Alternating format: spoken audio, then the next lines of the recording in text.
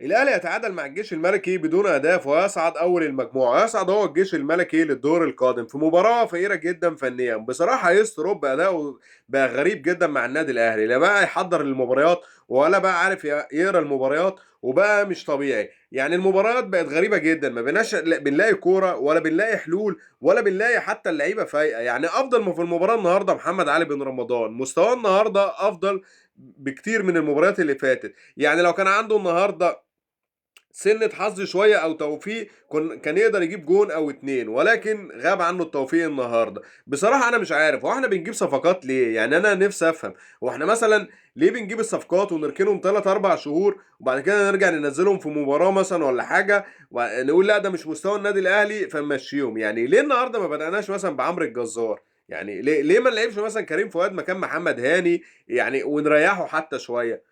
ليه ما بدأناش بيوسف بالعمر مكان احمد نبيل كوكا؟ يعني كل الناس اجمعت ان احمد نبيل كوكا مش عارف يلعب باك شمال ومش منطقته وفي المكان ده هو ضعيف ومش قادر يعمل عرضيات كويسة. يعني بصراحة مش عارف ليه نستنى لغاية حاجة و70 دقيقة على ما ننزل بالعمري. يعني هو يوسف بالعمري اجهز فنيا واحسن وباك شمال وواثق من نفسه، ليه ما بنلعبوش؟ انا بصراحة مش فاهم.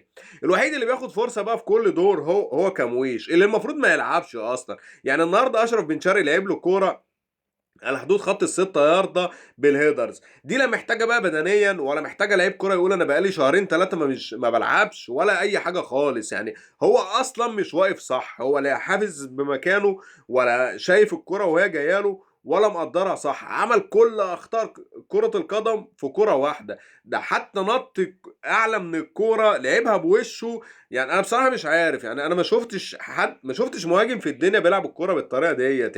يعني ده معقوله يبقى ده مهاجم النادي الاهلي؟ ده اللي الاهلي بيدفع فيه دولارات؟ يعني بصراحه حرام والله. اشرف بن شرقي لو لعب مهاجم هيبقى احسن منه بكتير. ما هو اشرف بن شرقي لعب مع الوداد مهاجم في وقت من الاوقات. ما احنا يعني نسيب محمد شريف بقى ونسيب مروان عثمان والناس دي تاخد فرصه احسن من اللكتع اللي الاداره جابته ده.